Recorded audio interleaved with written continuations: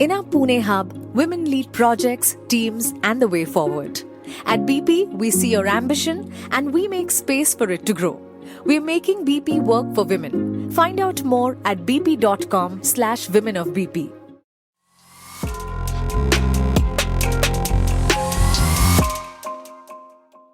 Welcome back, listeners, to the BizBlend podcast, where strategy meets soul and leadership is brewed with meaning.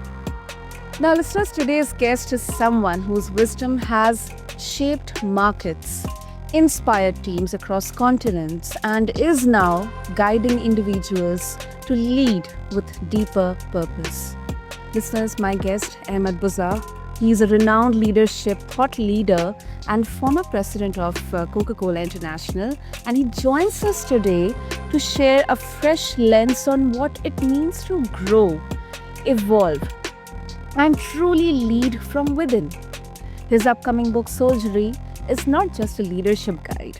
It is a call to action for anyone who is seeking to unlock their potential through life's real, raw, and sometimes challenging experiences. Listeners, this episode is more than just about business. It is about transformation. It is about self-inquiry and aligning success with soul. So let's quickly dive in on this episode of BizBlend with me, your host, Sana. So Ahmet, welcome to the show, and I'm absolutely honored to have you here with us. Thank you, Sana, and it's my pleasure and honor to be on your show. Absolutely. Ahmed, I'm really, I think our listeners will also be very curious. Talking about Soulgery, it introduces a model for unlocking human potential through lived experiences. So could you walk us through how this model has evolved, from your own journey, both in the personal and corporate settings? Sure, happy to. Um, Individual potential or human potential has been a deep passion for me for as long as I can remember. Um, First, there was a logical reason for it, because when you're in business, at the end of the day, most businesses are people businesses. You can strip the business of its brands, of its factories and everything. People will build it again. So, that was a logical reason for me to be very interested in unlocking people's potential while they're doing their jobs. I also had a heartfelt reason for it. When you observe an individual um, flourish, break through, I've taken great joy from that. And it was also something very personal. All of us search for meaning in life, what really matters. I've always thought of growing myself, to be the ultimate goal of life. So all of these kept me very interested in this. And my mind works systemically. If I can figure out the system for something works, then I can actually apply it. So I was always searching for a systemic way to grow as a human being. That's at the foundation of growing in your profession, or growing as a parent, or growing as a partner. Growing as a human being is at the foundation for all of those. So approaching it systemically, I started out with four things. First, I said, what is growth? We talk about growth. So I brought a pretty clear definition to it. I said to myself, growth is an ongoing journey of becoming increasingly capable, impactful, and resilient. And as I sort of discussed this definition with others, I've tested it, and I said, yep, that's that I personally like to be able to do. That will cover a lot. Then I said, okay, if that's growth, And if we're interested in growing human beings, what is a human being? Mhm. What makes up a human being? And I then started thinking about, we have our inner selves and we have our outer selves. The outer selves are the easy part to describe. Those are the roles we play. We are mothers, fathers, professionals, sons, sisters, daughters, all these roles we play in life. And then in these roles, we engage with a lot of people. But then the more important part, well, I shouldn't say the more important, at least as important part is our inner self. So what is our inner self made up of? And what are the various ways that our inner self and outer self are connected? Obviously, when they are in harmony, then we are whole.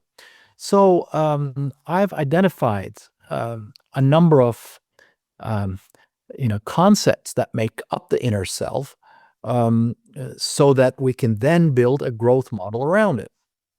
And I went into things like, we have a will. Obviously, this represents my point of view. We have a conscience. We have a sense of self. We can experience life across four dimensions, physically, emotionally, intellectually, and spiritually. So then, we have skills and on and on. So the model is there. And this inner self sort of shines through our roles in life and makes an impact on the people that we engage with. And that impact comes back to us. And if we can run this process ourselves in a way that increases our capabilities, makes our impact more profound, and gives us resilience, then we grow. Then the next question became, okay, we know what growth is. We know what a human being is. So how do we make this cycle turn in a way that grows us? And from there came the 4 acts of growth. So these are sort of, I can call them connected pathways to growth. And so I could share those with you here. One is what I called find your direction. So this is like searching for purpose or meaning. By the way, there's a nuance between the two as far as I'm concerned. Or going into that same bucket, how can we draw inspiration from real life itself? Really wonderful to go and meditate or do certain things and feel inspired by life. But how can we feel that inspiration from everyday life? Because we have to deal with all the challenges we face and all the deadlines we face. Can we draw inspiration? So that's like the first act. And as we feel inspired by life, how can we find meaning from it? Then the second act is about, I call it aim for impact. So in our daily lives, we are mostly concerned with what we get out of this, what we give and what we get. But in reality, if we are more focused on the impact we make on people and on events, that's a longer term, more sustained approach to fulfillment. And also an approach that grows us naturally. The more you're trying to make your impact profound, the more you grow. The third one is, I call it perform with excellence. In every role we play in life, we compete with our previous best constantly. And that's the third one. And I call these 3 the offense game, because all the decisions we make in these things that I talked about are up to us. We can decide what our meaning of our lives are. We can decide what impact we want to make. But then, life does things to us. Then there's a defense game, things that happen outside our control, the challenges of life, the setbacks we have, the changes we need to adapt to, or the conflicts, you name it. The fourth one, Hack Your Growth, talks about how to approach those challenges in a growth-minded way. So it's the definition of growth the description of the human being, how growth happens, and then how we can accelerate that growth as part of our everyday lives through the 4 acts of growth. So I probably gave you a bit of a long-winded answer, but this is how this model works, and it came out of my personal experiences, my curiosities about different philosophies, different religions, science, and all of that. But I tried to put something together that's practical, that's not religious, that's not tied to a specific philosophy, that doesn't claim to be scientifically based. But the more I check about it, it's not inconsistent with any of that. In our Pune hub, women lead projects, teams, and the way forward. At BP, we see your ambition and we make space for it to grow. We're making BP work for women. Find out more at bp.com/women of BP. Absolutely. I mean, this is absolutely, profound. First of all, I really love how you defined growth. Often we connect most of the materialistic, tangible things around us with growth. Are you growing? That means are you financially growing? Are you becoming more matured? How's your friend circle? How are your acquaintances? How responsible are you? But you go at the core, impactful, but there is a nuance in there, and then resilient. Um, I think these I shouldn't say skills or qualities, but they connect with the 4 acts of growth that you mentioned here. And as you mentioned about that, finding our direction, it's like the inner compass that we have to seek, um, drawing inspiration from everyday life. I believe it somehow connects with being mindful, but how from everyday life events or moments we can seek inspiration, how we are proactive or how we are reacting to all those events, how we are reacting to changes, like the offensive defense that you mentioned.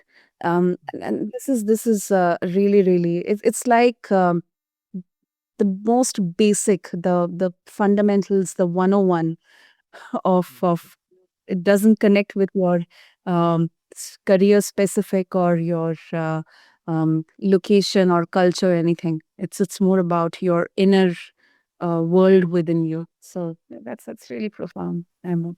Yes, I've always felt, that's the foundation for anything. If you're in a leadership role in a business, if you build your, skills of leading others on these skills that's leading yourself, then you're going to be more effective and you will continue to grow as a leader more because you're on a solid foundation. Now, this doesn't mean that we get this perfect. I know that even though I've written this book, I will never be perfect at it. But the key thing is to keep getting better. That's what growth is, and not looking for perfection, but looking for progress. Exactly. I couldn't agree more on that. And it's a bit of a kind of introspective question that did you realize all of this in your professional journey? Were you in a different um, set of beliefs initially in your initial phase of your journey? I mean, was there any specific event or moment that transformed or anything, or it was like you just learned along the way? hmm I think, Sana, some of the fundamentals of this have been in me for a long time. So, for example, I believe that before finding fault with anyone in an event that you're involved with, look first inward. yours. Like, look at what you could have done better. So this is one of the, principles of Soulgery, like, because we're always focused on making ourselves better first. So there were others that I tried to reflect to my leadership while I was in executive leadership roles. Some of these things I think I was doing not maybe consciously, I was just doing them. But the process of trying to write this up, and while writing it, I made one promise to myself. I'm not going to put a sentence out there which I have not personally experienced. So this is not about what should be. You know, it's not about what should be. It's about what I have experienced, and then taking that experience and turning it into an actionable framework for others. So in that process, I've become more conscious of what I was doing. So yes, some of the fundamentals I felt I've had them all along. Some of the things I was doing, but I wasn't fully conscious of. And then while writing it, there was a lot of search, inward search, and that was also quite educational for me. Um, and eventually, so it took me a long time to do this, 8 years. It finally came out in a book that I felt comfortable about. Definitely. That's beautiful. It's beautiful, Ahmed. Hey. And we have podcasts, we have conversations, we have books. They all talk about purpose. But what makes Soulgery different, and how it connects purpose to practical everyday action? Not just as a feel good concept, but more as a framework for living. Yes, this is certainly a very actionable framework. I mean, you can start acting on Soulgery from day one. But maybe if I were to summarize a couple of the characteristics that set it apart. First of all, as I said, it's a systemic approach, Yes. which has a clear definition of growth, which has a clear definition of what makes up a human being, and the 4 acts that connect the two. It's also a very flexible framework. Even though it has 19 chapters and I cover things in a sequence, the way it's designed, you can, depending on where you are in life, what you may be facing, you can start anywhere on this framework. You can start applying it, applying any part of it. And then once you feel you have internalized that, you can move to any other part.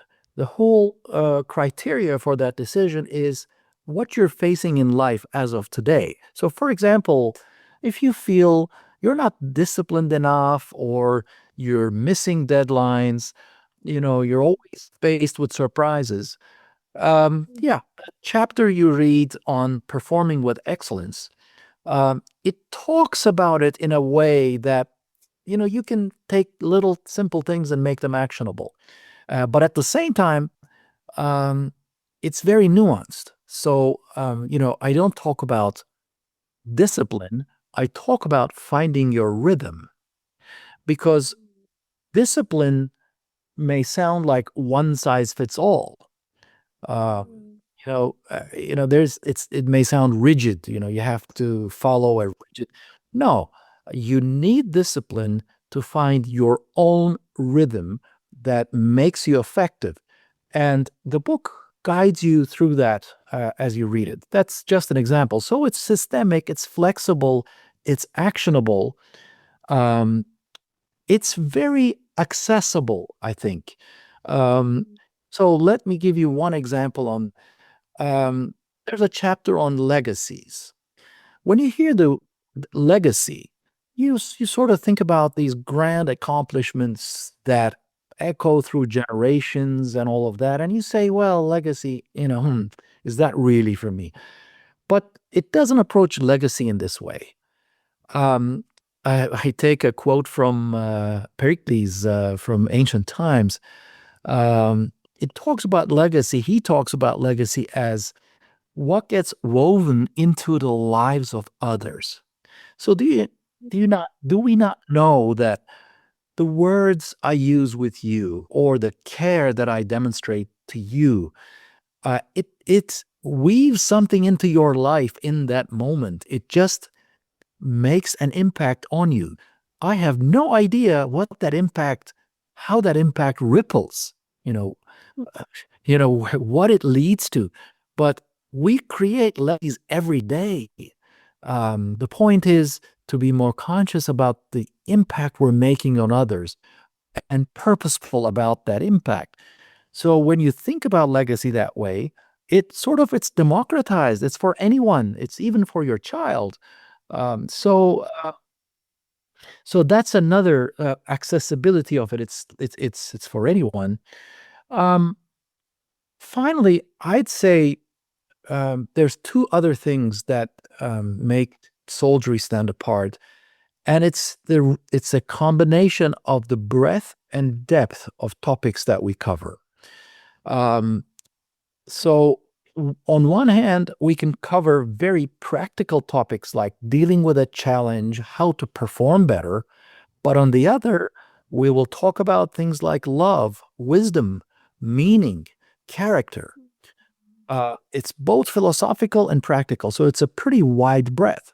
You might then say, well, if you're talking about all of that, are you just, skimpy in each one? And the answer is no, it's also very deep. And when I say it's deep, it invites the reader to go into their own depths. And for that, we focus on one's sense of self.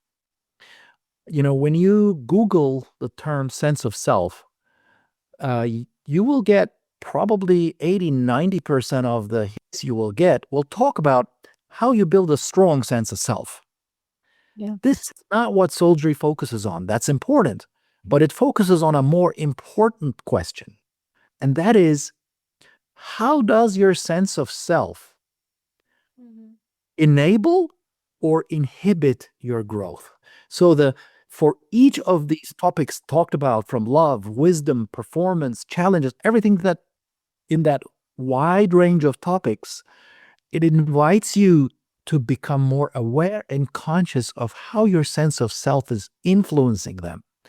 And that awareness gives you the ability to make your sense of self an enabler of your growth. So that's the depth and that's the breadth. And that's probably what sets it apart most distinctively. And then, as I said, you can implement this at any sequence at your own pace, set your own goals, be your own judge, and sort of feel more empowered about how you can grow yourself. Having said all of this, I always say growth is not a solo game only. I use a term, you exist within a human ecosystem. And so your human ecosystem, it has a key role in your growth, and you do in theirs. So Soulgery also talks about it just brings your human ecosystem in along the way, and to the extent that you grow together with them, that's the beautiful growth experience. So I hope that it was a bit of a long-winded answer, but I hope it just gave you a flavor of how different Soulgery is. Absolutely, absolutely. Like you mentioned in the 4 acts of growth, aim for impact, whether it's events or people. And yes, we are a part of this human ecosystem. It's not only individually growing, but whether it's small or it's big, um, we can have impact on our loved ones.